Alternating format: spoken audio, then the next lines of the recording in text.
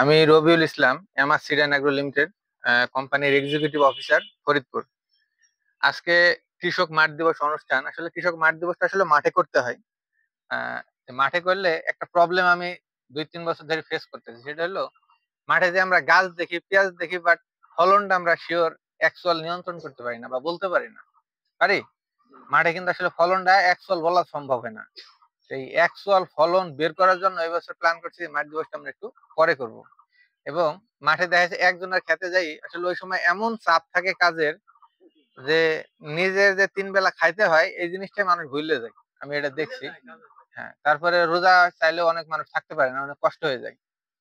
তো এটার জন্য মূলত আমরা এবার একটু পরে করছি, যে পেঁয়াজ আসলে সবাই হারভেস্টিং করবে, তারপরে মূলত আমরা আসলে এই কার্যক্রম শুরু করব। তো আজকের এই কার্যক্রম শুরু করার আগে আমাদের আজকে অতিথি যারা আছে তাদেরকে মঞ্চে আমাদের চেয়ারে বসার জন্য বিষয় অনুরোধ করছি।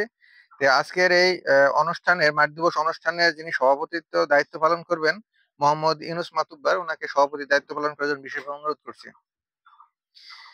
এবং আজকে যার মাধ্যম দিয়ে আসলে এই অনুষ্ঠানটা আমরা পরিচালনা করতেছি, সে হলো আমাদের মোয়াজ্জেম ভাই, আমাদের কৃষক ভাই। তাকে তার কৃষকের চেয়ার গ্রহণ করার জন্য বিশেষ অনুরোধ করছি। এবং আমাদের আরো কিছু কৃষক ভাই আছে যাদের এখান থেকে নাম হচ্ছে সুরমান মোল্লা ভাই, তারপরে আবুল খায়ের, ফিরোজ মোল্লা, হাসান মোল্লা এবং তোতা মোল্লা। সবাইকে এখানে আসার জন্য বিশেষভাবে ধন্যবাদ। এখনই আমরা অনুষ্ঠান শুরু করব। প্রথমে আমরা কোরআন তেলাওয়াত দিয়ে শুরু করব। আর আমি এরপরে একটা কথা বলতে চাই, সেটা হলো আমরা যাওয়ার আগে, এখান থেকে যাওয়ার আগে আমরা কিছু কথা আছে যেটা আমি এখন বলবো না, ওই সময় আপনারা কেউ চলে যাবেন না, ঠিক আছে?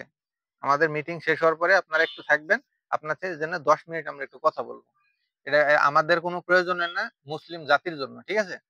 কি অন্তত হয়তো আপনারা ধারণা করতে পারছেন। যাই হোক, প্রথমে আমরা কোরআন তেলাওয়াত দিয়ে শুরু করব। প্রথমে কোরআন তেলাওয়াত করবেন ফিরোজ মোল্লা ভাই। আউযু বিল্লাহি মিনাশ শাইতানির রাজীম। বিসমিল্লাহির রহমানির রহিম। আলাম তারা কাইফা ফাআলা রাব্বুকা বিআসহাবিল ফিল। আলাম ইয়াজআল কাইদাহুম ফি তাদলিল ওয়া আরসালা আলাইহিম তায়রান আবাবিল তারমিহিম বিহিজারাতিন মিন সিজিল ফাজআলাহুম কাআসফিন মাহকুল। ধন্যবাদ। আমি আরো একটা এর মধ্যে একটু আজকে আসলে আমাদের এমডি স্যার এবং হচ্ছে আমাদের সেলসের যিনি প্রধান, দুইজনই আসার কথা ছিল, আসলে এখানে আসতে পারে নাই। মোয়াজ্জেম ভাইয়ের কথা দিয়েছিল, হঠাৎ আমাদের সেলসের যিনি প্রধান হাবিবুর রহমান স্যার, ওনার মা হঠাৎ অসুস্থ হওয়ার কারণে উনি আর কি কালকে চলে গেছে, ছিল ফরিদপুরে, কালকে চলে গেছে। যাই হোক, এর জন্য আমরা আন্তরিকভাবে দুঃখিত, হয়তো যাদের আসার কথা ছিল তাদের আমরা আনতে পারিনি। লাস্টে আমার বলছে যে আপনি যান, যে আপনি কাজটা শেষ করেন। তো আমাদের এই কৃষক মাঠ দিবস অনুষ্ঠান জয়ঝাপ সালতা, ফরিদপুর। এখানে আপনাদের ডাকার পিছনে একটা কারণ আছে। যেমন হচ্ছে এক ভাই এখানে একটা কথা বললো, আসলে ব্র্যান্ড আর কোম্পানি আর নন ব্র্যান্ড এটা চিনার কিছু কলা কৌশল আছে। আপনি আসলে বুঝবেন কিভাবে? ক্যান বানাইলে কি আসলে কোম্পানি হয়? ক্যান বানাইলেই কোম্পানি হয় না। আসলে এই জিনিসটা আজকে জানানোর জন্য, কোম্পানি হইতে গেলে তার কতগুলা জিনিস থাকা লাগে সেটা আপনাদের আজকে আমি ভালোভাবে তুলে ধরবো। এই জিনিসটা যদি আপনারা জানেন, আমি এটা নিশ্চিত যে আপনারা কখন আপনাদের বীজ দিয়ে কেউ ঠকাইতে পারবে না, এইটুকু নিশ্চিত থাকতে পারেন। তো প্রথমে আমি যেটা বলি, কোম্পানি চিনবেন কিভাবে? কোম্পানি চিনার প্রথম শর্ত হলো, প্রথমে ভালোভাবে খেলো, কোম্পানি চিনার প্রথম শর্ত হলো কোম্পানি, এই যেমন আমাদের এখানে দেখেন MR seed and agro limited. আচ্ছা, সমস্যা নেই। এটা মানে হলো কোম্পানি চিনা সহজ উপায়। আপনারা, আমি দেখছি যে গত বছরেও আপনারা প্রতারিত হয়েছেন, এবছরেও প্রতারিত হয়েছেন।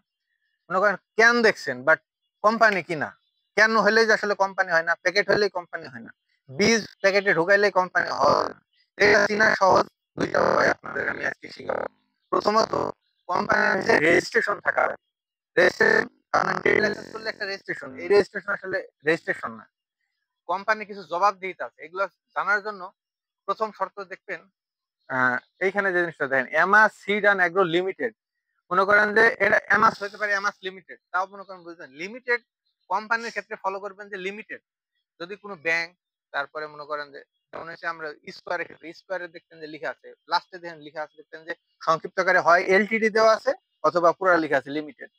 লাল তীরে দেখবেন যে লাস্টে লিখা আছে লিমিটেড। তাহলে কোম্পানি চিনতে গেলে আপনার প্রথম শর্ত কি মেনটেন করতে হবে? লাস্টে যে ব্র্যান্ডিং নেম, এই নেমের সঙ্গে কোম্পানি যে ব্র্যান্ডিং নেম, এই নেমের সঙ্গে দেখবেন যে লাস্টে লিমিটেড আছে কিনা। তাহলে প্রথমে আমরা কি ফলো করব? এখন থেকে আপনারা ক্যান কিনতে গেলে আগে ক্যানের মনে করেন যে উল্টাই আগে দেখে নেবেন, কি দেখবেন যে লিমিটেড লিখা আছে কিনা। যে এইটাই লিমিটেড লিখা নাই, ও কোম্পানি কখনো না, ও কখনো কোম্পানি হতে পারবে না। কারণ কি, লিমিটেড ছাড়া একটা কোম্পানি সরকারের কাছে দায়বদ্ধ না। এই যে আপনারা মনে করেন অনেক সময় দেখা যাচ্ছে অনেক বীজ কিনে আনার পরে বীজে ফল্ট করছে, বীজে যেই মনে করেন যে পেঁয়াজ যেটা হওয়ার কথা ছিল ওইটা হয় না, আর একটা হয়েছে, আপনারা কিন্তু তাকে ধরে পান না, খুঁজেও পাওয়া যায় না। আপনারা ফোন দিলে দেখ হঠাৎ করে গায়েব হয়ে যায়। কিন্তু যেগুলো লিমিটেড কোম্পানি এগুলো চাইলে যাইতে পারে না। আর লিমিটেড হইতে গেলে শুধু একটা প্রতিষ্ঠান দিয়ে লিমিটেড হওয়া যায় না। লিমিটেড হয়ে গেলে তার বাংলাদেশে অন্তত 2 থেকে 3টা প্রতিষ্ঠান থাকতে হবে, তা না থাকলে একটা কোম্পানি লিমিটেড হইতে পারে না। এইবার লিমিটেড ফলো করবেন। লিমিটেড ফলো করার পরে আর একটা জিনিস যেটা হচ্ছে আমরা এই বীজের ক্ষেত্রে ফলো করতে হবে, মাদার কারা, মানে জন্মদাতাকে, জন্মদাতিনীকে, মানে কে জন্ম দেয়, এই জিনিসটা যদি জানতে হয় তাহলে আপনার কাক খোঁজ করতে হবে। বাংলাদেশে বহুত বড় বড় কোম্পানি আছে, মেলা কোম্পানি আছে, কিন্তু মাদার কেউ না। দেখবেন যে অনেক সময় একটা কোম্পানি প্রোডাক্ট আনতেছে 3 বছর ভালো হয়েছে, এর পরের বছর যাই দেখতেছেন প্রোডাক্ট পুরো ফল্ট করছে, আবহাওয়ার সাথে ম্যাচিং করে নাই, প্রোডাক্ট পুরো ফল্ট করছে। দেখা যাচ্ছে বাংলাদেশের টেম্পারেচার ধরেন 40 ডিগ্রি নিচে, যখন 38 ডিগ্রি সেলসিয়াস তাপমাত্রা ছিল, ওই সময় যে ভ্যারাইটি, কারণ এরা তো বিদেশ থেকে ইম্পোর্ট করে আনে, যখন ইম্পোর্ট করে আনে ওই ইম্পোর্টেড ভ্যারাইটির মনে করেন যে বাংলাদেশের যে বীজ আছে, মানে বীজ আমদানি করে, এই বীজটার সর্বোচ্চ মানে ওয়েদার রেজিস্ট্যান্স পাওয়ার হলো 38 ডিগ্রি সেলসিয়াস। যখনই 40 ডিগ্রি সেলসিয়াস তাপমাত্রা আসে তখন ওই বীজটা কি হয়, অমনি মাঠে নষ্ট হয়ে যায়, হয়ে যেতে পারে গাছ হয়ে যেতে পারে, হয়ে যেতে পারে মাঠে পুড়ে যেতে পারে। এই যে প্রবলেম গুলো হয়, এই প্রবলেম আপনারা ফেস করছেন না? আপনারা তো অনেক আগে ফেস করছেন একবার, একটা কোম্পানির নাম বলবো না, সেই কোম্পানি মনে করেন ওরা বিদেশ থেকে বড় একটা কোম্পানির কাছ থেকে মনে করেন প্রোডাক্ট আনছে, আনার পরে কৃষকের কাছে পৌঁছাই দিছে, দাম মোটামুটি সাশ্রয়ী রাখছিল, কৃষক মাঠে ব্যাপক হারে বিদেশি কোম্পানি, আমেরিকান কোম্পানি নিয়ে লাগানোর পরে কি হয়েছে, কেন গাছ হয়ে গেল এই তথ্য পরে আপনারা বুঝতে পারবেন যে কেন গাছ হয়ে গেল। এটার মূল কারণ ছিল কি, ওই কোম্পানি বিদেশ থেকে আনছে, কিন্তু বাংলাদেশের ওয়েদারে যে আস্তে আস্তে ডেভেলপ, মানে তাপ আস্তে আস্তে বাড়তেছে, হিট বাড়তেছে, এটার সাথে তো ম্যাচিং করাই না। আর বাংলাদেশে যে ভ্যারাইটিটা তৈরি করা হয়, করার পরে এটা মনে করেন যে হয়তো বিদেশে আমরা যখন থেকে এটা প্রোডাকশন করে আনি, বিদেশে প্রোডাকশন আর বাংলাদেশের প্রোডাকশন নিয়ে আমি একটু কথা বলবো। যখন হচ্ছে এটা বিদেশে থেকে আনি, তৈরি করে আনি, তখন কিন্তু এটা বাংলাদেশে এসে ভালো, মানে ওই আবহাওয়ার সাথে অ্যাডজাস্টেবল হয়। এই জিনিসটা আপনার বুঝতে হবে তাহলে, যে এখন এই যে মাদার, তাহলে কে এইভাবে বাংলাদেশ থেকে তৈরি করে বিদেশ থেকে করে আনতেছে অথবা বাংলাদেশই তৈরি করতেছে, সেইটা চিনার ক্ষেত্রে আপনার যে জিনিসটা লেখা থাকতে হবে, গবেষণা ভিত্তিক বীজ প্রতিষ্ঠান। কি লেখা থাকতে হবে? যেহেতু লাল তীর সবাই চিনি, আমি লাল তীরে দিয়ে উদাহরণ দিই। আমি লাল তীরে তো খারাপ কিছু বলতেছি না, মানে জাস্ট আপনাদের শিকারের জন্য আমি বলতেছি। লাল তীরে যে নিচে দেখবেন যে আপনারা ক্যাটালগ অথবা মনে করেন লাল তীরের যে ওয়েবসাইটে যাওয়ার পরে দেখবেন যে লেখা আছে গবেষণা ভিত্তিক প্রতিষ্ঠান, বা ইংরেজিতে লেখা আছে R&D, research and development centre, সংক্ষিপ্তে লেখা থাকে। এই দুইটা তাদের ফলো করবেন। আমাদেরও ইংরেজিতে যেখানে থাকে সেটা লেখা আছে R&D। লাল তীরের ক্ষেত্রেও দেখবেন যে এই জিনিসটা লেখা আছে। আরো কয়েকটা কোম্পানি আছে, মতো কোম্পানির নাম বলতে চাই না। আপনাদের তাহলে বুঝতে হবে যে কে মাদার, মাদার চিনার উপায় কি, গবেষণা ভিত্তিক লেখা থাকতে হবে। তাহলে এখন থেকে এটা কি মনে থাকবে আপনাদের? এখন প্রচেষ্টা হলো যে গবেষণা ভিত্তিক প্রতিষ্ঠানকে আসলে চাইলেই লেখা যায়, সবাই সব জিনিস পারে। আপনার মনে করেন যে কোম্পানির নাম সবাই পারে, কিন্তু গবেষণা ভিত্তিক প্রতিষ্ঠান এটা লিখতে হলে তাদের আগে নিজস্ব R&D থাকতে হবে। নিজস্ব R&D কি, যেখানে একটা নির্দিষ্ট জায়গা থাকা লাগবে, যেখানে মনে করেন যে জাত উন্নয়ন করা হয়। আর এই জাত উন্নয়ন করার জন্য 3 বছর পর পর একটা ভ্যারাইটি লাইসেন্স যদি নিতে হয়, 3 বছর সময় লাগে। এই গবেষণা ফার্ম থেকে এটা যারা ব্রিডার, কৃষিবিদ ব্রিডার, এরা মনে করেন যে একটা জাত তৈরি করতে 5 বছর, 6 বছর, 7 বছর সময় লাগে। 7 বছর গবেষণা করার পর একটা জাত তৈরি করছে। যেমন আমাদের কথা বলি, আমাদের অ্যামাস্টেনরা 4 বছর পরে আপনাদের হাতে দিছে। কয় বছর পরে দিছে? তার আগে ছিল এমএস কিং। এমএস কিং আপনারা ওই যে অনেক সময় বলতেছেন না যে ভাই একটু এসে কালারে কিছু পরিবর্তন হয়েছে, ওই একটু লাল কালার আসতেছে। আমি বলছি কয় পার্সেন্ট আসছে? আপনারা যদি বলে যে আমি 1% মানে আপনাদের এখানে যে কাঠা 2.5% কাঠা, বা আমি 5 শতক ধরলাম, 5 শতক জমিতে আমি যদি বলি 50 কেজি কি পাইছেন, তখন আপনারা কেউ 50 কেজি খুঁজে বাইরে দিতে পারবেন না, কেন এটা হচ্ছে 1%-এরও কম। এখন কেন এটা থাকে, তাই না? মাদার কোম্পানির প্রোডাক্টে এই প্রবলেম থাকবেই। এটার পিছনে বিশেষ কারণ কি, যে জন্ম, যেমন মানুষের ক্ষেত্রে বলি, যার হচ্ছে যেমন হচ্ছে মোয়াজ্জেম ভাইয়ের কথা, ওনার দুই ছেলে চেহারা একই রকম। আপনাদের সবারই চেহারা দেখা যাচ্ছে পিতা আর মাতা দেখা যাচ্ছে ফর্সা, বাট অনেক সময় দেখবেন যে বাচ্চা কালো হয়। কেন কালো হয়? ওটা জেনেটিক্যালি কিছু বৈশিষ্ট্য। ওই দেখা যাচ্ছে বাপের ক্যারেক্টার হয় কালো ছিল, না হয় না দাদা কালো কালো ছিল, যার কারণে দেখা যাচ্ছে ওই দাদার জিনগত বৈশিষ্ট্যের কারণে ওই কালো একটু চেঞ্জ হয়ে যায়। যে ওই বাচ্চা দেখা যায় দাদার বৈশিষ্ট্য পাইছে। অনেক সময় আমরা বলি যে বাচ্চা তো দাদার মতো হয়েছে, অথবা বলে যে এই বাচ্চার দাদির মতো হয়েছে। কেন এটা হয়? অথবা দেখা যাচ্ছে নানির মতো হয়েছে। এই জিনের বৈশিষ্ট্যটা কোথায় থেকে আসে? ওইভাবে চলে আসে। এই বীজ তো এরকম মনে করেন এদের জিনগত একটা বৈশিষ্ট্য আছে, এটা তো মানুষের হাতে বা ফ্যাক্টরিতে নিয়ন্ত্রণ করার কিছু নাই। যার জন্য আপনারা কেউ চাইলেও, আমরা যদি বলি যে আপনারা সব বলে এই কালার হবে, একই সাইজ হবে, এটা করা পসিবল না। কারণ এটা হলো আল্লাহ প্রদত্ত প্রাকৃতিক কিছু নিয়ম আছে। এটা আমরা কি করতে পারি, জাতের বৈশিষ্ট্য কিছু পরিবর্তন ঘটাতে পারি। কত পার্সেন্ট পরিবর্তন ঘটাতে পারি? আমরা বীজের ক্ষেত্রে 80% পরিবর্তন ঘটাতে পারি। এই জন্য সরকারের নিয়ম অনুযায়ী হলো জার্মিনেশনের ক্ষেত্রেও 80%, পিওরিটির ক্ষেত্রেও 80%। যদি একই কালার হয়, একই শেপ সাইজ হয়, বা একই জাত হয়, তাহলে ওই জাতটা রাইট। আমাদের এই যে এমএস 10 এই বছরে অলরেডি, এই 4 বছর পরে এই বছরে মূলত আমাদের এটা রেজিস্ট্রেশন পাইছে। এই রেজিস্ট্রেশন পাওয়ার জন্য মনে করেন যে এই যে লাস্টে আর কি আমাদের আর&ডি তে ঘুরে, এটা ঢাকার থেকে মনে করেন যে পুরো হয়েছে যে বাংলাদেশের যে সিড অ্যাসোসিয়েশন, যে এই সিড গবেষণা ভিত্তিক যে প্রতিষ্ঠান আছে, যারা হচ্ছে জাতে নিবন্ধন দেয়, ওরা পুরা টিম ধরে এসে ফার্মে মনে করেন টোটাল জাতগুলা দেখছে কি কিভাবে তৈরি করে। আমার ইউটিউবে একটা বছর দেওয়া আছে, আমাদের ফার্মে প্রায় 40 থেকে 50 জাতের পেঁয়াজ আছে।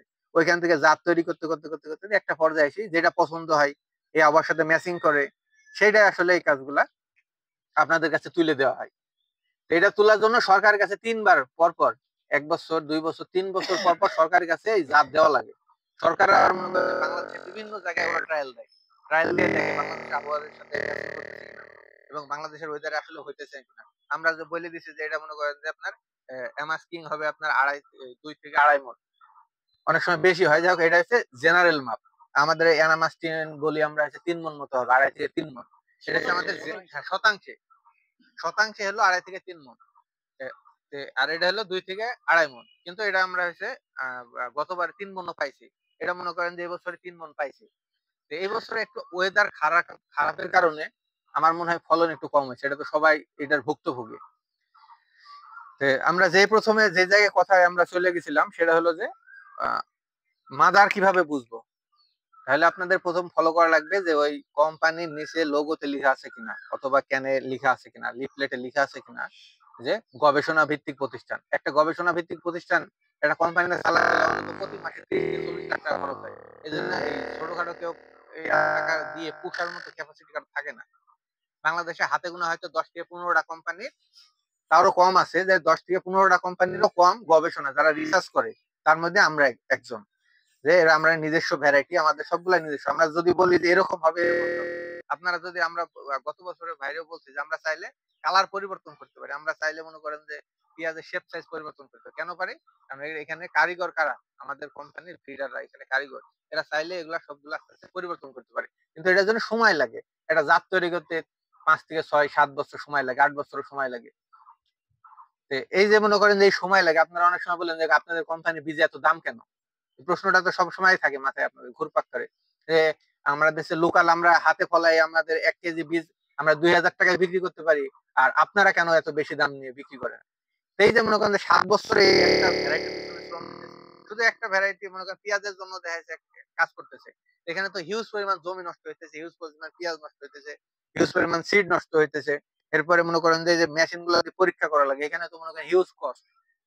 এই যে মনে করেন যে এই প্রক্রিয়াগুলা, এই প্রক্রিয়া করতে মনে করেন 7 বছর সময় লাগে। আসলে 7 বছর যে কোম্পানি এখানে ইনভেস্ট করলো, আপনাদের কাছ থেকে টাকা কোম্পানি উঠাবে না? অবশ্যই উঠাবে। কিন্তু এটা উঠাইলে কি কোম্পানি এসে আপনাদের কোনো ক্ষতি করে? আপনাদের যদি আমি বলি যে কোম্পানি যেই টাকা নেয় বীজের ক্ষেত্রে, আপনার এসে আমরা যদি 52 এখানে 52 বিঘা, 1 বিঘা জমিতে আপনি কয়টা মনে করেন যে কয় টাকা সর্বনিম্ন পেঁয়াজ বিক্রি করতে পারেন? মানে জেনারেল মাপে 1000 টাকা মূল থাকলে কয় কয় টাকা পেঁয়াজ বিক্রি করা সম্ভব হয়? 80 থেকে 1 লাখ। 80 থেকে আমি 1 লাখ ধরলাম, কারণ 100 মন হয় ভালো জাত হলে। আমি ভালো জাতের দিয়ে উদাহরণ দিই। এটা ভালো জাতের পেঁয়াজের বীজের দাম আমাদের ভালো সর্বোচ্চ দাম ধরলাম 15,000 টাকা, সর্বোচ্চ ধরলাম 15,000 টাকা, এত না তারপরে ধরলাম। তাহলে আমরা 1 লাখ টাকা 15,000 বাদ দিলে কত থাকছে? 85,000 টাকা। আপনার 80% মনে করেন, তাহলে আপনার এই 15,000 টাকার জন্য আপনাদের কয় শতাংশ জমি ইউজ করা লাগতে পারে সর্বোচ্চ? আচ্ছা, বীজের ওইখানে একটা ব্যাপার আছে, আমাদের কেজির বেশি বীজ, কিন্তু কোম্পানির যে বীজ, এই বীজ কিন্তু 1 কেজির বেশি লাগে না। 1 কেজির বেশি লাগে? কোম্পানির বীজ 1 কেজির বেশি লাগে না। আপনাদের 52% জমিতে 1 কেজি লাগানোর পরে আমার মনে হয় 2-1 মুঠ হইলো বাঁচে, বাঁচে না? আচ্ছা, যারা এমাস লাগাইছেন তাদের বাঁচছে না কমছে? বাঁচছে। তাহলে মনে করেন যে আপনার এসে এখানে এমাসে 8,000 টাকা কিনছেন, আপনার তাহলে মনে করেন আমি এমাসে দিয়ে ধরি 8,000 টাকা কেজি কিনছেন বা 8,500 কিনছেন বা 10,000 কিনছেন, তাও আপনার 90,000 টাকা বীজে সেভ হইতেছে। এই যে মনে করেন 90,000 প্রফিটের এখানে আপনার 10,000 টাকা টোটাল আপনার কাছে কস্ট নিতেছে। কোম্পানি কি খুব বেশি কস্ট নিতেছে? কোম্পানি কিন্তু খুব বেশি করে। এখন যদি 10,000 টাকা নিলাম না, আপনার 2,000 টাকা কেজি দিলাম, এখন আপনার ফলন যদি 100 মনের কাছে যদি 50 মন হয়, তাহলে কি লাভ হলো? তাহলে আপনার লাভ কোন জায়গায়? আপনি মনে করেন 10,000 টাকা 5,000 টাকা বেশি দিতেছেন বা 8,000 টাকা বেশি দিতেছেন, ফলন পাইলেন মনে 50 মনের কাছে ডাবল, 100 মন পাইলেন। তাহলে আপনার লাভ হলো কোন জায়গায়? ওই ফলনে লাভ হলো। আপনি কি দিন শেষে লস হয়েছে না লাভ হয়েছে? এই বছরে আমি নিজে মাঠে একটা গেছি, একটা কৃষক মানে একটা কোম্পানি ভাইবে তাদের কাছ থেকে প্রোডাক্ট নিয়েছে, পরে গালাগালি পাঠাতেছে। আমি বলছি ভাই এত এত গালাগালি পাঠার তো কিছু নাই, এটা তো আপনিই দোষী, আপনি তো নিজে দেখে আনছেন। সে বলছে দেখে আনলে ওরা আমাদের এইভাবে ঠকাবে কেন? আমি বলছি আপনি বীজের যে কম দাম দিছে, আসলে ওই দাম এত কম দামে বীজ কোথায় থেকে এনে দিবে? ভালো জিনিস তো আসলে চাইলেই আপনি খাসির মাংস যে যদি বাজারে যাই দেখেন যে কি একজনা খাসির মাংস বিক্রি করতেছে 1,000 আর একজনা বিক্রি করতেছে মনে করেন 400 টাকা কেজি, আপনি নিবেন কোনটা? প্রথমে 400 টাকা যারা হচ্ছে বুদ্ধিমান, এরা কোনোদিনই 400 টাকা নিবে না। নেবে মানে অবশ্যই এখানে 400 টাকা মানে অবশ্যই এখানে কিছু কারণ আছে। তাহলে আগে সর্বপ্রথম সে কি করবে? যাচাই বাছাই করবে যে এই 400 টাকা কেজি কেন দিতেছে, ছাগলটাকে আসলে মরা না আসলে রোগের কারণে বা অ্যাক্সিডেন্ট করে মরে গেছিল বা চুরি করা কিনা। এই তিনটা মনে করেন একটা অপশন হইতে পারে, না হলে এত কম রেটে দেওয়ার আসলে পসিবল না। আর যেখানে 1,000, ওই জায়গায় মনে করেন আপনার নিঃসন্দেহে মনে করেন আপনি নিতে পারবেন। কারণ কি? কারণ এটা হচ্ছে জেনারেল খরচ, সবাই জানে যে এই বর্তমান রেট এইটাই। তাহলে ওই জায়গায় আপনার ঠগার কোনো সম্ভাবনা নাই। আর ওই জায়গায় নিলে দেখা যাচ্ছে আপনার পেট খারাপ যদি হয়, তখন আপনার মনে সন্দেহ হবে যে না আসলে মনে হয় জন্য এই কারণে হয়েছে।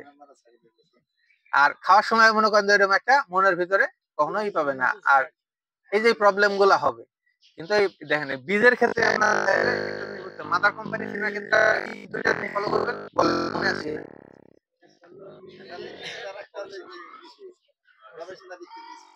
কোম্পানি চিনতে হলে প্রথমে লিমিটেড দেখতে হবে, আর মাদার যারা মানে যারা তৈরি করে তাদেরকে ফলো করতে হলে গবেষণা লিখা দেখতে হবে। তাহলে এই দুইটা জিনিস যদি আপনারা জানেন, আমি একটা হলফ পেরে খাতা কলমে লিখে দিতে পারি, আপনাদের জীবনে কেউ ঠকাইতে পারবে না। আর এই দুইটা কোম্পানি চাইলেও কোনোদিন উঠে যেতে পারবে না, কারণ ওই একটা যে R&D ফার্ম বানাইছে তার মনে করেন 1-150 কোটি টাকা ওইখানে ব্যয় হবে। ও চাইলে মনে করেন উঠে যাবো, তো ফার্ম তো নিয়ে যেতে পারবো না, এটা তো নিয়ে যাওয়ার জিনিস না, কারণ এটা তো হচ্ছে ল্যান্ড মানে জমি, এই তো তুললে নিয়ে যাওয়া সম্ভব না। এই জন্য মানুষ বলে যে জমি এমন একটা জিনিস, পানির দিলেও ডুবে না, আগুনে দিলেও পুড়ে না, চোরেও নিতে পারে না। এখন এই জমিকে চোরে নিয়ে যেতে পারে, চুরি করে এইখানেই থাকবো। তাহলে আজ থেকে আপনাদের একটা জিনিস ফলো রাখবেন যে কোম্পানি যদি চিনতে হয় তাহলে লাস্টে লিমিটেড। আর দ্বিতীয়ত যদি মাদার কোম্পানি খুঁজেন যে কারা আসলে যাত্রা তৈরি করে, যাত্রা নিয়ন্ত্রণ কারা করে, তাহলে তাদের ক্ষেত্রে নিচে লিখা দেখবেন গবেষণা ভিত্তিক বীজ প্রতিষ্ঠান, অথবা ইংরেজিতে লেখা থাকতে পারে শর্টে R&D। ঠিক আছে, যাই হোক আমি অনেক কথা বলছি, আমাদের সময়ও কম, আমরা মাঝখানে আরো কৃষক ভাইদের কিছু মতামত নেবো। যেহেতু আমরা আসলে আমার সিট থেকে আসছি, আমাদের বীজ তো অনেকজনাই করছে, একটু পানি দেন তো। আমাদের বীজ তো অনেকজনাই করছে, অনেকজনা করার পরে দেখা যাচ্ছে কার ফলন কেমন হয়েছে। আসলে এটা যদি এখন আমরা না জানতে পারি, তাহলে এই যে জাতির কাছে আসলে আমরা কি উত্তর দেবো? খালি আমরা যদি মুখে বলি যে ভাই ভালো হয়েছে, মানে আপনারা যদি আমি জিজ্ঞেস করলাম আপনি বললেন খারাপ হয়েছে, তাহলে এই এই ভালো কোনো দাম আছে? যাই হোক, আমরা প্রথমে এখন একজন ভাইয়ের বক্তব্য নিব। সেটা হলো, প্রথম নিব হচ্ছে আমরা মুয়াজ্জেম ভাই দিয়ে শুরু করব।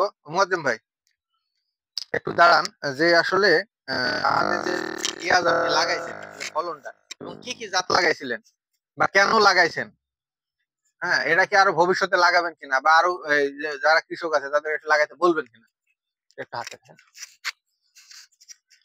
আসসালামু আলাইকুম। আমি বেশ কয়েকটা জাত লাগাইছি, তার ভিতর এমাস কিং, এমাস 10, ক্রসের 100 লাগাইছি, রানিওয়াল লাগাইছি, আর হলো রাফিক্স কিং। এই 5টা জাত লাগাইছি, তার ভিতর ক্রসের 100 সবচেয়ে বেশি ফলন পাইছি আর কি। ওর দামও বেশি, ফলনও ভালো পাইছি। আর এমাস 10ও ওর পাশাপাশি, এমাস 10ও পাশাপাশি আইছে, ওর চেয়ে একটু কম আইছে এমাস কিং। এমাস কিং আমি মোটামুটি মানে কাঠায় 4.5 মণ 5 মণ পর্যন্ত পাইছি আর কি। 5 মণের নিচে আসে নাই কাঠায় আর কি। তাতে মাগো আসে হলো 2 মণ করে পাইছি আর কি, শতাংশে 2 মণ পাইছি।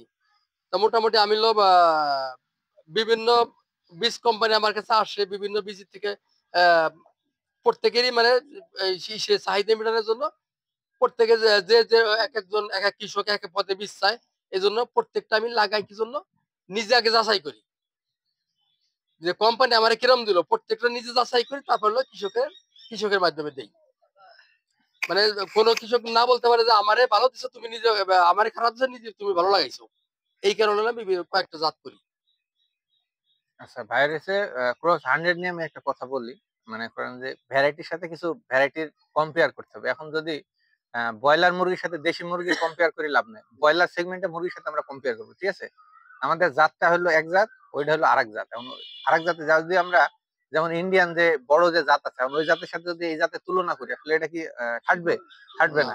তাহলে আপনাকে আগে বুঝতে হবে, মানে ভালো, ঠিক আছে, আমি খারাপ বলতেছি না, না সেটা তো আমি আগে বলে গেছি, সেটার জাতও আলাদা, হ্যাঁ, মূল্য বেশি, ওটার মূল্য বেশি, আমাদের এই জাতটা ধারণ ক্ষমতাও বেশি, কিন্তু ওটার সব দিক দিয়ে মানে ওটা আলাদা, হ্যাঁ, ওটা জগতে আলাদা ওটার। আচ্ছা, ঘরে সংরক্ষণের জন্য, আমি প্রায় 3 বছর ধরে আমি এমাস করতেছি। এমাস সংরক্ষণে খুবই ভালো, এমাস সংরক্ষণে খুবই ভালো। এমাস 10 এবছর নতুন করছি, তাতে মোটামুটি মানে এখনো ভালো দেখা যায় যেতেছে এই আর কি। আচ্ছা ভাইকে আমি আরো একটা প্রশ্ন করি।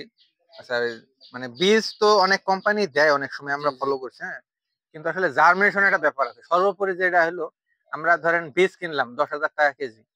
এখন 10,000 টাকা কেজি কেনার পরে আমার জার্মিনেশন যদি 80 নিচে চলে আসে, আমার মনে করেন যে 1 কেজি বীজ দিয়ে যদি আমি 1 বিঘা জমি না করতে পারি, তাহলে এই জায়গায় আমার কিন্তু খরচ বেড়ে যায়। অবশ্যই। তাহলে সেই ক্ষেত্রে জার্মিনেশনের দিক দিয়ে যদি আমি বলি যে আপনি আমাকে যে বীজ লাগাইছেন, সেই ক্ষেত্রে আপনি কি বলবেন? জার্মিনেশনের ব্যাপারে আমি সবচেয়ে উচ্চ জার্মিনেশন পাইছি এমাসে। এমাসে আমার মনে হয় এই বছর 95% জার্মিনেশন আইছে, যা নাকি মানে ভাষায় প্রকাশ করা যায় না। 95% মানে এক কেজিতে 22 কাঠা 23 কাঠা করে বুই হয়েছে এমাসে। জাগতিসি প্লাস তারাও মানে প্রত্যেকে এই ধরনের কথা বলছে।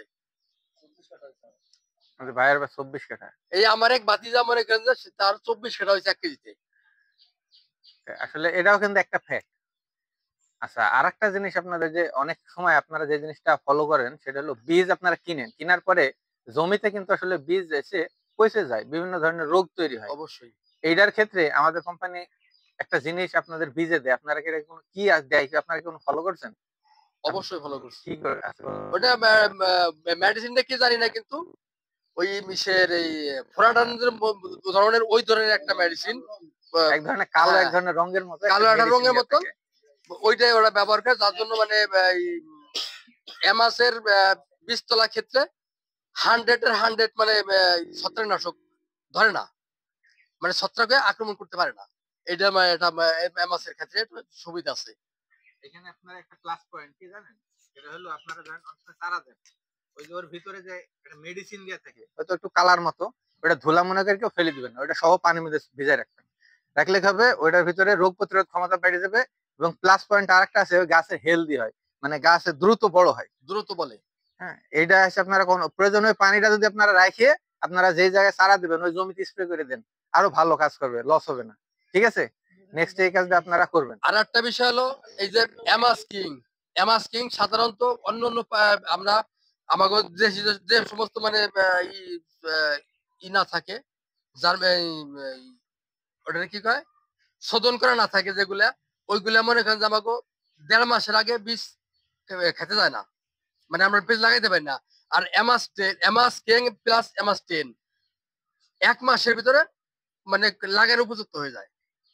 এটার পিছনে কারণ কিন্তু এটা, ওই যে এই বছর মানে 1 মাসের উপরে কেউ রাখে নাই, তখন ওই ভিতরে একটা মেডিসিন দেয়, ওই মেডিসিনে ওই গাছটাকে হেলদি মানে বীজের ভিতরে পুশ করে, দ্রুত তখন ওই বীজটা দ্রুত বড় হয়ে যায়, দ্রুত বড় হয়ে গাছটা তাড়াতাড়ি স্বাবলম্বী হয়ে যায়। আর যখনই স্বাবলম্বী গাছ আপনারা মাঠে দিবেন তখনই তাড়াতাড়ি গাছটা বড় হয়ে যাবে এবং তাড়াতাড়ি ফল আসবে, সবকিছু তাড়াতাড়ি চলে আসবে। আচ্ছা, এই একটা জিনিস আপনারা শিখলাম। আচ্ছা ভাইকে ধন্যবাদ, বসেন। আমি আরেকটু এর ভিতরে আরেকটু কিছু বললে শিখাই দিই, ফলন কেন কম বেশি হয়ে যায়। ফলন আসলে বেশি হওয়ার একটা প্রক্রিয়া আছে, কম হওয়ার একটা প্রক্রিয়া আছে। ফলন যদি আপনারা বেশি করতে চান আমার কাছ থেকে দুইটা জিনিস শিখে নেন। এটা আপনারা ভার্মি কম্পোস্টের নাম শুনছেন? ভার্মি কম্পোস্ট, জৈব সার, এই দুইটা জিনিস যদি আপনারা জমিতে ব্যবহার করেন, জমিতে ব্যবহার করলেই তবে আসলে জমির থেকে আপনি বেশি ফলন পাবেন। যদি আপনি এখন অনেক সময় আমরা ওই যে সাগা দেয় যেটা বলি, যে বাড়ির পাশে দেয় গোবর টবর ইত্যাদি সব ফেলে রাখি, বর্ষা হয়, পানি হয়, তারপরে আবার ওই সিজন শেষে নিজে ওইটা তুলে দিই। আসলে ওইটা থেকে আসলে 100% কি জৈব থাকে না, ওইটা 100% জৈব থাকে না। ওইটা যখনই বৃষ্টি হয় আসল যে জিনিসটা সেটা কি হয়, ধুয়ে মাটির নিচে চলে যায়। আপনাকে যদি ভালো জিনিসটা নিতে হয়, ভালো জিনিসটা সংগ্রহ করতে হয়, তাহলে আপনাকে সেভাবে ওই নিচে প্লাস্টার করে আপনি একটা মানে যেখানে জল আসবে না বা বাইরের কোনো মানে আলো বাতাস ওইভাবে প্রবেশ করবে না, প্রবেশ করবে কিন্তু আপনার নিয়ন্ত্রণে, যখন আপনার দরকার তখন আপনি দিলেন, যখন দরকার না তখন আপনি ঢাকি রাখতে পারলেন, সেইরকম জায়গায় যদি রাখতে পারেন তবে জিনিসটা হবে। তাহলে জৈব সার কেন দিবেন? আপনার মনে করেন যে সারের এই গল্পটা না বললেই না। সার আমরা বাঙালিরা কি করি, সার কেউ আমরা হচ্ছে খেতে দুই ভাবে মানে প্রয়োগ করি। একটা হলো আমাদের থিওরি অনুযায়ী সার প্রয়োগ করতে হয় বা দিতে হয়, আর আমাদের কৃষকের থিওরি কি হয়ে গেছে বর্তমানে ফরিদপুরে, যে ভাই বসাইছি, মানে এরা সার বসায়। কেমনে বসায়? আপনার 1% জমিতে মনে করেন 3 কেজির উপরে সার থাকে, 3 কেজি যখন সার দেয় তাহলে জমির উপরে মোটামুটি একটা চর পড়ে যায়। এই যে চর যখন পড়ে এটা বলে সার বসায়, কারণ ফুল সার বসাই দিচ্ছে। যেমন হচ্ছে এই যে মনে করেন গ্লাসটা যেমন বসায়, সার ওইরকম মনে করেন ঠিক মতো বসায়। কারণ এটা যদি গ্লাসটার পানি যদি ফুটা ফুটা দিই ওইরকম যদি আমরা দিই, আমাদের প্রয়োজনীয় মতো দিই না, বেশি দিই। কেন বেশি দিই? আমরা মনে করি সার দিলেই হয় ভালো, আসলে এই গাছে যে সারটা খাবে বা গ্রহণ করবে, কেন গ্রহণ করতে পারে না, এই জিনিসটা আপনারা কেউ কখনো চিন্তা করছেন? এর মনে করেন যে যার পেটে ডায়রিয়া হয়েছে, ওরা যত ভালো মন্দ খাওয়ান, ও কি আসলে কিছু অ্যাবজর্ব করতে পারবে পেটে? ওর স্বাস্থ্য কি কোনোদিন ভালো হবে? যার পেটে আমাশা আছে, ওরে মনে করেন যে পৃথিবীর সর্বোচ্চ ভালো খাবার ওর পেটে দিলেও মনে করেন ও খাবে, কিন্তু ওর শরীরে কোনো উন্নতি হবে না।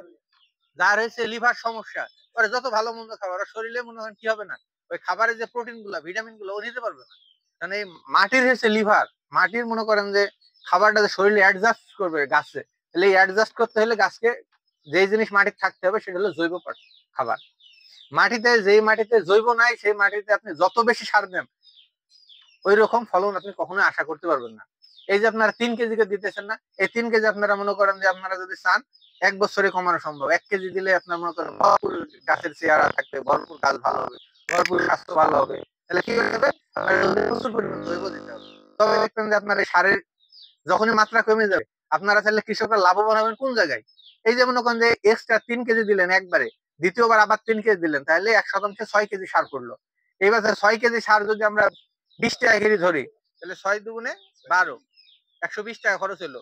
তাহলে আপনার হচ্ছে শুধু 20 টাকা খরচ করা, তাহলে 100 টাকায় আপনার এক্সট্রা খরচ হয়েছে। তাহলে এই জন্য আপনারা যদি 1000 টাকা মন যদি পেঁয়াজ আপনারা বেশি লাভ হবে না। কিন্তু যখনই আসছি নিয়ম অনুযায়ী আপনি কাজ করবেন, আপনি 1000 টাকা মন বেচলেই আপনারা দেখবেন যে হিউজ পরিমাণ লাভ। বুঝছেন কিনা? এইটা যদি আপনারা এই যে থিওরিটা আপনারা কিন্তু কোনো সময় মাথায় নিতে চান না। আমরা অনেক সময় কৃষকরা কি বলি যে আমরা সব জানি। এরকম আমার লাইফে অনেক ঘটনা ঘটছে। মিটিং এর সময় একজন খালি বারবার বলতেছে আমি সব জানি, আপনারা কি জানেন কি জানেন। আমি পরে ডাকছি যে আপনি আসেন, যে আপনি বলেন যে আপনার তাহলে খরচ কেন বাড়তেছে। তাহলে এটা সমাধান দেন, এসে সমাধান দেন, তাহলে আপনি বলেন যে কিভাবে করলে আসলে এই জাতি উন্নতি হবে, তাও বলতে পারে না। এই যে মনে করেন সব জানা, আর আমরা আসলে আমরাই কি সব জানি না, আমরা আপনাদের কাছ থেকে শিখি, কৃষি অফিস থেকে শিখি, বিদেশ থেকে বিভিন্ন দেশের ট্রেনিং আসে, ওই ট্রেনিং গুলো আমরা করি, করার পরে কি করি, এই ট্রেনিং গুলা এই যেরকম একটা মিটিং এর মাধ্যমে এই জিনিসটা আপনাদের কাছে আমরা পৌঁছাই দিই। আপনারা যদি প্রয়োগ করেন তবে দেখবেন আপনারা সাকসেস। তারপর আরেকটা জিনিস, আপনারা ওই যে বীজ তলায় যে ব্যাপক হারে একবারে মনে করেন ঢালাও করেন, এটাতে একটা প্রবলেম হয়, রোগ বালাই তৈরি হয়। তারপরে মাঠে আপনারা যখন ওই যে ই করেন না, ওই যে এক লাইন গ্যাপ দেন না, ধানে দেখছেন যারা যারা ধান করেন, আপনি ধান দিয়ে উদাহরণ দিই তাহলে ভালো বুঝবেন, কারণ এটা আপনাদের সচক্ষে দেখা, যে 12 লাইন পর পর দেখবেন যে এক লাইন গ্যাপ থাকে। এতে কি ওই জমিতে ধানের ফলন কমছে? কেউ দেখছেন কমছে? আচ্ছা, পেঁয়াজের হয়েছে জমির মাঝখানে ভালো ফলন হয় না আইলের পাশে মাঝখানে ফলন হয়? কারণটা কি? ও বাতাস আবহাওয়া সব ঢুকতে পারে। আচ্ছা, রোগ বালা প্রতিরোধ করার জন্য আপনার এই যে এলো পাতারি এত পরিমাণ ওষুধ স্প্রে করে, ছত্রাকনাশক এবং কীটনাশক, এটা মনে হয় হিসাবের বাইরে। আমি আসলে প্রথম যখন আমি তো পড়াশোনা করে আসি, আসার পরে এখানে যে প্রয়োগ করা আর আমার পড়াশোনার সাথে আমি কোনো মিলই পাইতেছি না। কারণ আমি যে পরে কাউরে ট্রিটমেন্ট দিব, আমি তো মানে পুরাই দ্বিধাদ্বন্দ্ব আছি, কারণ বিজ্ঞানের থিওরি আর এসে মানুষের থিওরি টোটালি ভিন্ন। এবং কৃষকের এমন একটা থিম তৈরি হয়ে গেছে যে কোনো কৃষকের যদি আপনি 2টা ওষুধ দেন তো নিবে না, ও মনে করে যে আমাকে দোকানদার মনে ঠগাইছে। ও মিনিমাম 4-5 পদের ওষুধ দিলেও তাহলে মনে করে যে না, এই দোকানদার ভালো। আমি হচ্ছে এরকম নগরকান্দে আমার এক ডিলারের কাছে জিজ্ঞেস করছি, ভাই এতগুলো ওষুধ দিলেন? বলছে আমি যদি 10 পদ না দিই, ওই কৃষক আমার কাছে কাল থেকে মালই নিতে আসছে না। এবং ওই 10 পদ নেওয়ার পরে বলে যে অমুক কোম্পানির এই জিনিসটা নাই, এটা একটু দেন। এই যে মনে করেন যে এইখানে আপনার হিউজ টাকা ব্যয় হইতেছে, এই জিনিসটা যদি আপনি ব্যয় কমান, তাহলে আপনার 1000 টাকা মন পেঁয়াজ আপনারা মনে করেন যে অনায়াসে বিক্রি করবেন, এরপরে লাভ হবে। তাহলে আপনাদের এই জিনিসগুলো আপনাদের মাথায় নিতে হবে। আমি এখন হয়তো বলে যাচ্ছি, আপনারা যদি প্রয়োগ না করেন, আসলে আমাদের ক্ষমতা কতটুকু যে আপনাদের কাছে পৌঁছাই দেওয়া। প্রয়োগ করার অধিকার কার? আপনাদের। আপনারা না করলে এই জাতি উন্নত হতে পারবেন না, আপনারাও কখনো উন্নত হতে পারবেন না। কৃষক আমরা খালি সারা জীবন নাকে কান্দি যে আমাদের উন্নত হয়েছে। আমাদের আরো একটা প্রবলেম আছে, আমরা মুসলমান কৃষক, আল্লাহ যে পেঁয়াজ দিচ্ছে, আমরা এবছরে এত রোদ খরা বৃষ্টি নাই খই বললেই চলে। এই কারণ পেঁয়াজে যেদিন সারা ফেলছেন ওই দিন থেকে এক ফোঁটা বৃষ্টি মানে আল্লাহর রহমতে কারোর জমিতে পড়ে নাই। তারপরেও কিন্তু আপনাদের পেঁয়াজ হয়েছে না, আল্লাহ দিয়েছে না। তাহলে আল্লাহর কাছে এটা শুকরিয়া করা উচিত কিনা? কিন্তু আমরা আসলে কৃষকরা সবসময় না শুকরিয়া করি, যে এটা হইলো না, এই সমস্যা সেই সমস্যা। আল্লাহর কাছে কোন সবসময় শুকরিয়া আদায় করতে হবে। তো এই যে আমি তাহলে আরো যে প্রথমে একটু ফিরে যাই, আপনাদের এটা মনে আছে কিনা যে আপনারা মাদার কোম্পানি চিনতে গেলে কোন লেখা দেখবেন? মাদার কোম্পানি খুঁজতে গেলে গবেষণা দেখবেন। আর এমনি যদি কোম্পানি কিনা সেটা জানার জন্য লিমিটেড। এইবার মনে করেন যে লোকাল আপনাদের সাথে ব্যবসা করে, এরা হচ্ছে কি লেখা থাকবে এদের সবসময় লাস্টে লেখা থাকবেন, কি কি লেখা থাকতে পারে আপনারা কি ধারণা আছে? না না, যারা আছে এমনি ক্যান আছে, সুন্দর ক্যান, খুব ভালো মতো, কিন্তু আপনাদের কাছে বিক্রি করতেছে কোম্পানির নাম দিয়ে। ওদের কিন্তু মার্কেটিং আমরা যেমন এই যে আইসা আপনাদের কথা বলতেছি, ওরা কিন্তু কথা বলে না, ওরা আপনাদের বীজ বিক্রি করার পরে চলে যায়, বা হয়তো ওই সাময়িক যে সময় বীজ বিক্রি করে ওই সময় আসে। আমরা যখন প্রথমে এসে ভাই তো জানে আমি মনে হয় প্রতি মাসে অন্তত 3 বা 4 বার করে আসি, সব জায়গায় যাওয়ার চেষ্টা করি, কারণ এক জায়গায় তো আসলে অতবার আসা সম্ভব না। তো এই যে মনে করেন এই জিনিসটা ওরা চাইলেও করবে না, কারণ ও তো ভালো ভালো হইলে আসবে, খারাপ হইলে পালাই যাবে। আর কোম্পানি আমরা ভালো খারাপ যাই হোক আপনার কাছে সবসময় আছে। তাহলে এইগুলো চেনার ক্ষেত্রে আপনারা কি ফলো করবেন? কেউ কি জানেন যে কারা হয়েছে লোকাল? না, লোকাল যাদের চেনার ক্ষেত্রে লিমিটেড না, লোকাল চেনার ক্ষেত্রে আপনারা দেখবেন স্টোর লেখা থাকবে, ভান্ডার, এই লেখাগুলো থাকবে, স্টোর ভান্ডার। তারপরে বা শুধু এরকম লেখা থাকতে পারে, যেমন হচ্ছে এমআর সিড, এরকম মানে লিমিটেড আর লিখবো না তখন, মানে আমার কোম্পানি দিয়ে জাস্ট উদাহরণ দিয়ে দিলাম। কারণ হচ্ছে লিমিটেড তো লিখতে পারবে না, কারণ ও তো কোম্পানি না, সরকারের কাছে তো আর ভ্যারাইটির কোনো নাই। ওর মনে করেন 60% জ্বালাইলো না 70% জ্বালাইলো, এইসব লাইসেন্স ওর কাছে নাই। আর আমার তো মনে করেন যে সরকারে যে যখন আমার বীজ গোডাউনে ঢুকে, তখন সরকারি থেকে লোক আসে গোডাউন থেকে বীজের স্যাম্পল নিয়ে ওরে পরীক্ষা করে যে আসলে 80% উপরে জার্মিনেশন আছে কিনা। এবং 80% খালি জার্মিনেশন হইলেই হবে না, এর মধ্যে ভালো বীজ কতটুকু আছে, খারাপ বীজ কতটুকু আছে, এটা ওরা যাচাই করে। 80% যদি ভালো বীজ না থাকে, বীজের 3টা ক্যাটাগরি থাকে, একটা হলো নর্মাল সিড, অ্যাবনর্মাল সিড আর ডেড সিড। এটা হচ্ছে আমরা বাংলায় যদি বলি, নর্মাল সিড বলতে মানে ভালো বীজ, মানে এটা হেলদি বীজ, যেটা মনে করেন যে দেখবেন যে 2 দিনের ভিতরে সব গাছ বের হয়ে গেছে। এই জিনিসটা আপনারা ফলো করবেন যে আমাদের বীজ লাগানোর 3 দিনের মধ্যে দেখবেন যে গাছ সব বের হয়ে গেছে।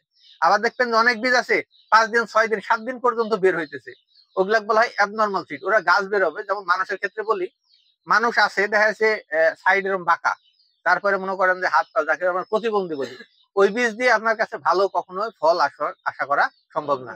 ঠিক আছে। আর একটা ডেড সিড যেটা বলে, এটা আমরা বলি মরা বীজ, মানে বীজ আছে বাট মরা। আমরা অনেক সময় অনেক কম দামে বীজ অনেক সময় কোম্পানি বিক্রি করে, করার পরে আপনারা জার্মিনেশন দেওয়ার পরে দেখা যাচ্ছে 1 কেজি জার্মিনেশন দিয়ে আপনার হচ্ছে 30 শতক বা 35 শতক জমি হয়। কারণ কি ওর ভিতরে নর্মাল এই অ্যাবনর্মাল সিডও আছে, প্লাস হলো ডেড সিড বেশি, যার কারণে আপনার জমির পরিমাণ করে। কারণ অ্যাবনর্মাল সিড থাকলেও তো আপনার গাছ হবে, তো আপনার জমির তো আপনি পূজাইতে পারবেন। জমি যখন পূজাতে পারবেন না, মানে কি, মানে ডেড সিডের পরিমাণ বেশি, মানে মরা বীজের পরিমাণ বেশি। এই যে এই জিনিসগুলো যদি আপনারা না জানেন, তাহলে আপনারা সারা জীবন ভোগে যাবেন। আর এটা মনে করেন যে আবার আমাদের কৃষকের একটা বড় প্রবলেম, এটা আসলে আপনাদের আজকে আমি বলতেছি, এই জিনিসটা আপনারা কেউ করবেন না। এটা কোনো মানুষের বৈশিষ্ট্য হতে পারে না। এটা মানুষের বৈশিষ্ট্য হলো আমি যেটা দিয়ে উপকার পাইতেছি আর 5 জনের সেই উপকার আমরা করব। মানে আপনি যে ভালো বীজ যেটা কিনে ভালো হয়েছে, অনেক সময় আমরা এই জিনিসটা আমরা দেখছি যে কারো যদি ভালো ফলন হয়, ওই প্যাকেটটা সুন্দর করে মুড়ায় আপনি মানে ও জায়গা মতো রেখে দেয়, যে এই জিনিসটা কেউ না জানায় আমি সুপার হিরো।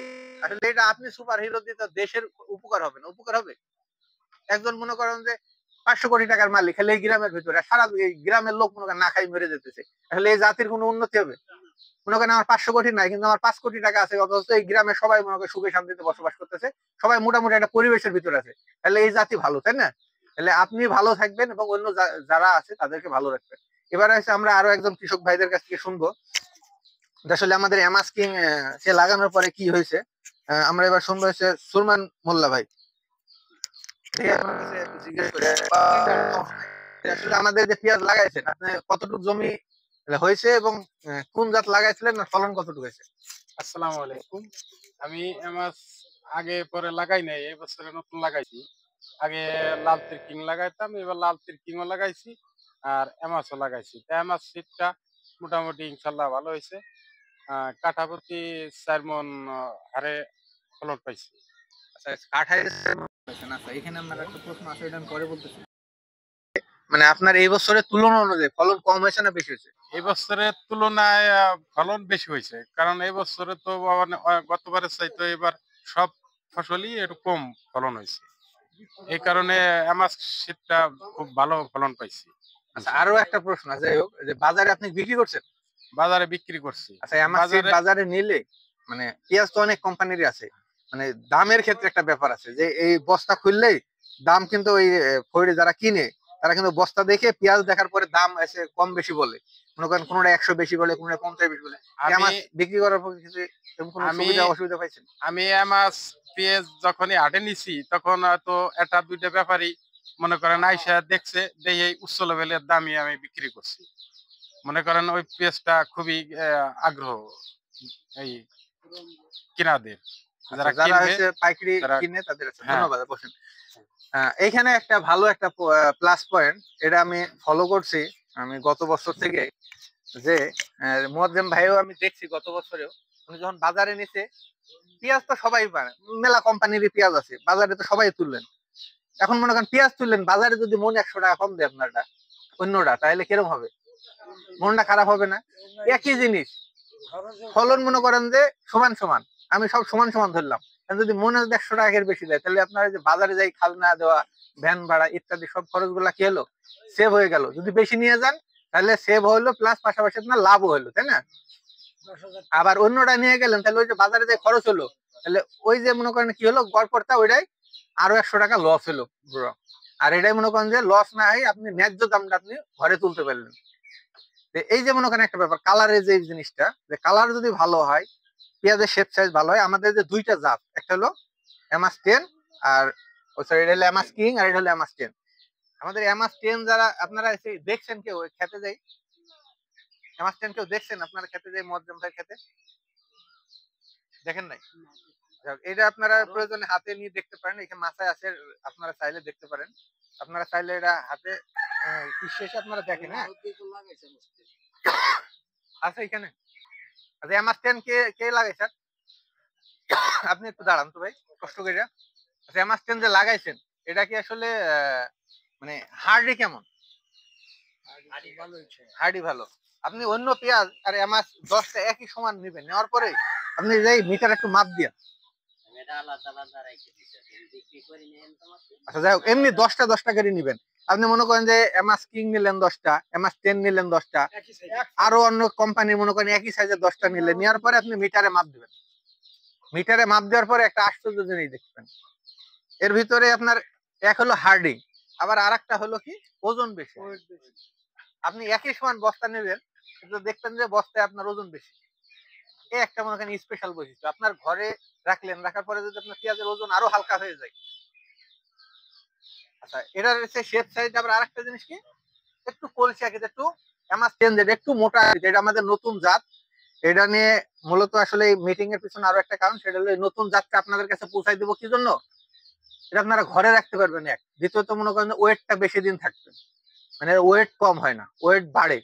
মানে বাড়ে বলতে কোনটা, মানে একই সাথে সমান পেঁয়াজের যদি রাখেন, ওইটা যদি মনে করেন যে একটা পেঁয়াজের দাম 100 গ্রাম থাকে, আর এটা দেখবেন যে একই সমান পেঁয়াজ এটা 120 গ্রাম হয়েছে, তাহলে আপনার লাভ না?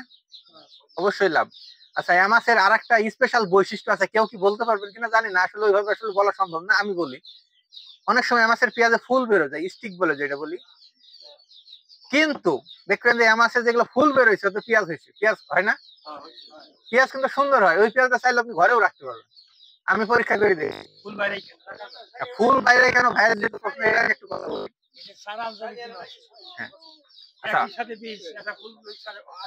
আচ্ছা, ফুলের এই জিনিসটা আপনারা ভালো করে শোনেন। ফুল কেন বের হয়? প্রত্যেকটা গাছের বীজ কেন তৈরি হয়, যে তার পরবর্তী প্রজন্ম করার জন্য গাছে বীজ তৈরি হয়, তার নাহলে কোনো গাছে বীজ হয় না। হয় প্রত্যেকটা গাছেরই, কিন্তু গাছের হচ্ছে দুইটা থিওরিতে গাছ তৈরি হয়। একটা হলো গাছের অংশ দিয়ে বীজ তৈরি হয়, আর একটা হলো সিড দিয়ে বীজ তৈরি হয়। গাছের অংশ কেউ দেখা যায় মাটির নিচে হতে পারে কন্দম, কেউ মনে করেন যে উপরে ফল, ফলের ভিতরে বীজ হতে পারে। এই বীজ ফুলের মাধ্যম দিয়ে সাধারণত হয়ে থাকে। এই ফুল কেন হয়, আর ফুলটা পেঁয়াজের ক্ষেত্রে কেন আসলো, দেখা যাচ্ছে অনেক সময় আসে, অনেক সময় আসে না। এটার পিছনে একটা হিস্ট্রি শোনেন, ভালো করে মনোযোগ দিয়ে নেন। পেঁয়াজের এবছর ফলন যারা আছে ডিসেম্বর মাসে, আমরা ইংরেজি মাসের হিসাব করি তো ইংরেজি মাসে হিসাব দিই, ডিসেম্বর মাসে যারা প্রথম সপ্তাহে 1 থেকে 7 তারিখের ভিতরে যারা পেঁয়াজ মাঠে রোপণ করতে পারছে, মানে চারা লাগাইতে পারছে খেতে, 1 থেকে কয় তারিখের ভিতর, 7 তারিখের ভিতরে যদি চারা আপনি খেতে রোপণ করতে পারেন, তাহলে শতাংশে 3 মণের নিচে ফলন আসবে না। কিন্তু ওই জমিতে আবার ফুল আসবে। কেন ফুল আসবে? শীতের ডিউরেশন যখন বেশি পাবে, পেঁয়াজ তো আসলে 90 দিনের ফসল। শীত যদি মনে করেন যে কমে যায়, তাহলে পেঁয়াজ কিন্তু ডিউরেশন মানে 90 দিন না হয়, তখন 70-75 দিনেও, এই বছরে কিন্তু 70-75 দিনে মূলত পেঁয়াজ উঠে গেছে, তাই না? কেন আসছে? আমাদের শীত থাকার কথা ছিল জানুয়ারি ফেব্রুয়ারি মাস ফুল, কিন্তু আসলে ফেব্রুয়ারি মাসের আমরা 14-15 থেকেই আমরা শীত হারাই ফেলছি। যার কারণে কি হয়েছে, মাঠে মনে করেন একচেটিয়া দেখছে, যারা হয়েছে ডিসেম্বর মাসের 20 তারিখের পরে লাগাইছে, তারা মনে করেন তাদের খেতে ফুলই নাই। মনে করেন ফুল যদি গুনতে যান, হয়তো পুরা 1 বিঘা জমিতে হয়তো পুরা এবারে 100টা গাছ হইতে পারে। তো এটা আসলে কোনো কিসের ভিতর পড়ে না, যেহেতু এটা মাদারে কিন্তু ফুল দেবে। শীতের ডিউরেশন যদি আবার মনে করেন 1 টানা 4 মাস হয়, তাহলে দেখবেন একেবারে একচেটিয়া ফুল দিতেছে। আমাদের যে পেঁয়াজটা যখন আমেরিকায় তৈরি করা হয়, আমরা কিন্তু আসলে পেঁয়াজ লাগাই না, আমরা কি করি, সরাসরি মনে করেন যে বীজ থেকে চারা রোপণ করে লাগাই দিই। এটা মনে হয় 7 থেকে 8 মাস মতো সময় লাগে। আমাদের আমেরিকায় যেটা উৎপাদন হইতেছে, ওই কেবল সব মনে করেন যে ফুল বের হইতেছে, হ্যাঁ, ওটা এখনো সময় লাগবে। মানে ছোট ছোট কেবল এই ফুল ইট থেকে বের হইতেছে, আরো বের হয় না, এই পজিশনে আছে। মনে করেন আরো 3-4 মাস পরে যাই আমরা মোটামুটি আগস্টের দিকে আর কি এই আমরা পাবো ওই বীজটা, মানে ইতে হারভেস্টিং হবে। তারপরে আরো 1-1.5 মাস লাগবে আর কি বাংলাদেশে আসতে, এরপরে আমরা এই বীজটা পাবো।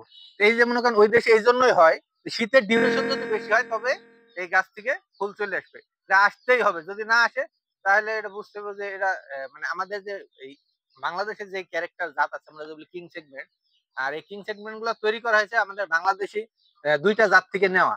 একটা হলো তাহিরপুরের ক্যারেক্টার নেওয়া হয়েছে, আর একটা হলো ফরিদপুরের একটা ক্যারেক্টার। ফরিদপুরের ক্যারেক্টার আপনারা চিনবেন কিভাবে, তাহিরপুরের ক্যারেক্টার চিনবেন কিভাবে, এটাও আপনারা বলে দিই। ফরিদপুরের ক্যারেক্টার ছিল এই যে এরকম, মানে এটা আমরা যদি বদনা, তো আমরা সবাই চিনি, জাস্ট বদনা বা কলসির ক্ষেত্রে আমরা, হ্যাঁ, কলসি টাইপ। ফরিদপুরে আগে ছিল কলসি টাইপ, যে একটু উঁচা হবে, এই জিনিসটা একটু মোটা হবে। আর যেটা তাহিরপুরে আগে যে যাচ্ছিল চাকটি, হ্যাঁ, এটা হচ্ছে পুরা রুটির মতো এরকম গোল হবে, চাপা হবে। আপনার এসে যদি আমরা বলতে চাই যে গাড়ির চাকার মতো হয়, এটা হলো 20 জাত, আর সেটা ফরিদপুরের জাতের থেকে এই জাতগুলা মানে জিন সংগ্রহ করা হয়েছে। এই জিন সংগ্রহ কেন করা হয়েছে, আমাদের বিদেশি যে বড় যে জাতগুলো আছে ওই জাতের সাথে জিন গুলো ক্রস দেওয়া হয়। ক্রস দিয়ে মনে করেন যে আমাদের যে এটার ভিতরে একটা ঝাঁজ আছে, বিদেশি পেঁয়াজ আপনি নিয়ে এসে কাটেন, কাটলে কি দেখবেন ওর ভিতরে মিষ্টি আর খালি পানি, কোনো স্বাদ নাই, ঝাঁজ নাই, স্বাদ নাই, কিচ্ছু নাই, খালি মনে করেন খাওয়ার জন্য ভালো লাগতেছে। আর আমাদের ফরিদপুরে পেঁয়াজ মনে করেন কাটার পরে চোখ দিয়ে তো পানি বেরোবে, যদি কামড় মারেন আরো চোখ দিয়ে পানি বেরোবে, তাই না, বাড়ায় না? এই আপনি কিং নিয়ে নিয়ে আপনি মুখে কামড় দেন, আপনার চোখ দিয়ে পানি বেরোতে বাধ্যতামূলক। আর এটা যে আনার জন্য আমাদের যে ফরিদপুরি এবং 20 সাথে ক্রস দেওয়া লাগে, যার কারণে এর ভিতরে অনেক সময় আপনারা বলেন যে ভাই কালারটা 2-3 কালার হয়ে যায় কেন। এই যে মনে করেন যে 20 যে কালার ছিল, আমাদের যে MS10 দেখেন যে ওই কালার, এটা কিন্তু এই যে ফরিদপুরে যে 20 আগে কিন্তু এই কালার ছিল। এই যে কিছু ওই কালার আছে, আবার এই কালার একটু পরিবর্তন হয়ে যায়। ওই যে আমাদের যে বড় জাত ওই জাতের সাথে ওই জাত হচ্ছে লাল, এই কালার ঠিক রাখার জন্য অনেক চেষ্টা করা হয়, এই জন্য অনেক সময় অনেক ব্যয় হয়। যাই হোক, আমি অনেক কথাই বলছি। আচ্ছা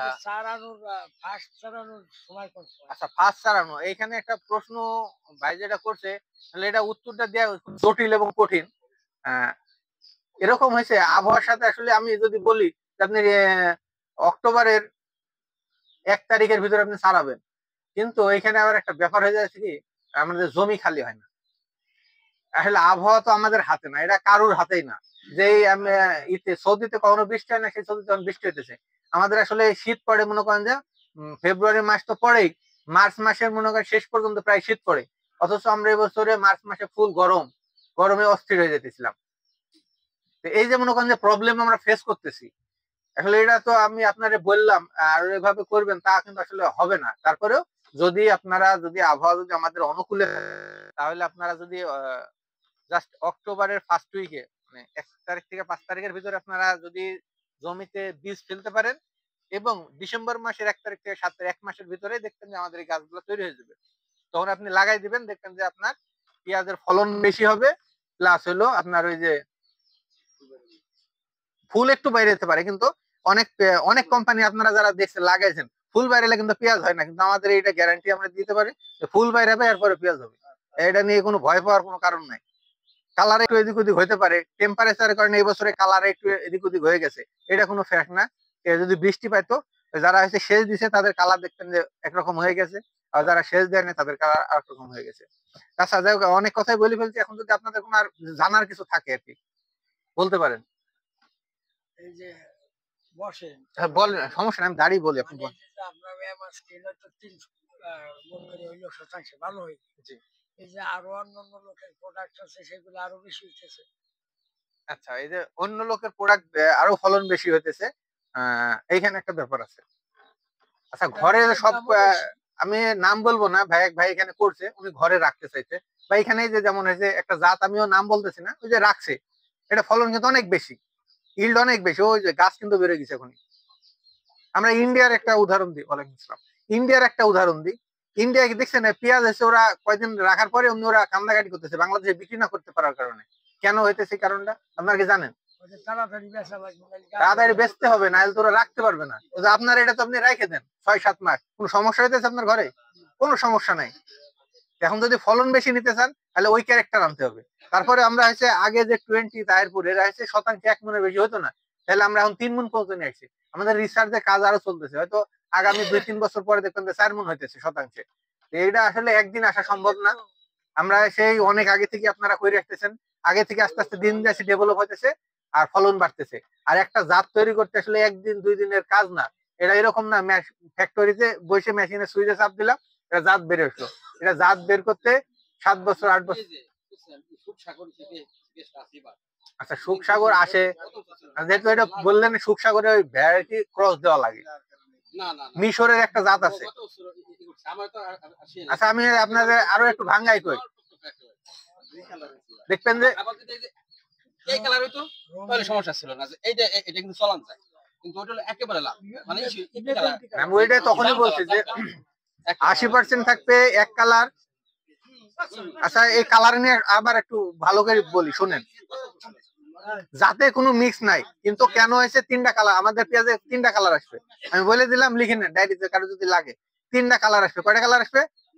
তিনটা কালার। আমাদের যে মাদার লাইন, একটা আছে লাল কালার, একটা আছে মনে করেন তামাটে কালার, তাহিরপুরি 20 যে কালার, আর একটা আছে মনে করেন যে বেশি লালও না বেশি সাদাও না। এই জন্য যখন দেখা যায় বাবার ক্যারেক্টার আসে 20% এর ভিতরে, 80% থাকবে একই সেম, আর 20% এর ভিতরে আপনার ওই লাল আসবে, সাদা আসবে, আর একটু মনে করেন তামাটে কালার আসবে। তিনটা কালার আসবেই। যদি না আসে সেদিন বুঝবেন যে আমাদের এই কোম্পানির এই জাতের কোনো প্রবলেম হয়েছে। তাহলে এই জিনিসটা আপনার মাথায় সেট আপ করে নেন। আপনার ফলন কি কমছে? ফলন কমে নাই। আর ওইটা যদি আপনাকে আমি বলি যে আপনি আছে গুনেন, আপনার দেখবেন সর্বোচ্চ 2% পাইছেন লাল কালার, কারণ ওর বাবার ক্যারেক্টার আসবে, এটা আসতে হবে, না আসলে তো কোনো কোনো এই প্রবলেম হচ্ছে। বাবার কালার আসবে, গতবার তো আসে নাই। গতবার যদি আসতো তাহলে বোঝা যেত হ্যাঁ বাবার কালার আছে, কিন্তু ভালো হয়। এবার তো আইছে। এর বয়সে কয় পার্সেন্ট আপনি পার্সেন্টে যদি জিজ্ঞেস আমি করেন, যে কয় পার্সেন্ট আসলে মানে আসবে, আমরা তো আগে থেকে বলতেছেন। আমি মানে গতবার এই মানে তার বাবা ছিল, এবার তো আছে, কিন্তু গতবার একবার পুরপুরে ছিল, এবার তো একবারে দেখা যায় হতে পারে যে আপনার ক্ষেত্রে ওই জিনিসটা হয় নাই, আরেকজনের ক্ষেত্রে হয়েছে। আমি নিজে চোখে দেখছি। মনে করেন যে একেবারে সুখসাগর, সুখসাগরের মতো যে কাঠামো সে কাঠামো, দেখ ওই জাত আমাদের আছে। এই ক্যাটাগরি যদি হয় পিএস এটা আর এটা কিন্তু কিছু চলান যায়, কিন্তু এর সাথে যদি এটা ঠিক আছে, এটা কিন্তু এর সাথে যদি লাল একটা সিপিএস হয় একেবারে সুখসাগর, কিন্তু একটা জাম কালার, ওই জাম কালার কিন্তু এটার সাথে তখন আসে ব্যাপারে আসে এসে কয় আমার আর্ধেক হয় যে না, ওই তখন 50 টাকা এসে কম দেয়। আচ্ছা যাই হোক, ওইটা আপনারা আমরা না, যাই হোক আমি ওইটা চেষ্টা করবো। আমি ওইটা আসলে জাত আলাদা, আমি তো স্বীকার করতে, আমি তো একবারও বলি না যে আসবে না। আমি কিন্তু প্রথম থেকে বলছি আমাদের তিনটা কালার আসবে। যদি না আসে তাহলে বুঝতে হবে আমাদের প্রোডাক্টের সমস্যা। এখন আপনারা ওইটা যদি আসে, সবার ক্ষেত্রে আসলে কমই হয়, যদি আবার আবহাওয়ার কারণে একটা ব্যাপার স্যাপার আছে। আপনারা চেষ্টা করবেন যদি এরকম হয়, ওটা ওই কাটার সময় আপনার হচ্ছে 1 বিঘা জমিতে আপনার যদি বলে কয় মন হয়েছে, 2 মন মনে হয় না, হয় 2 মন হবে না, কারণ ওইটা আসলে পার্সেন্টেজ আমরা ধরতে পারি না। আর এই ধরনের 2-1টা গাছ গত বছরেও আসছে। এটা কি জাত? এইটা দেখা গেল আপনি বালি মাটিতে লাগাইছেন, সবগুলা কিরকম হয়েছে? সবগুলা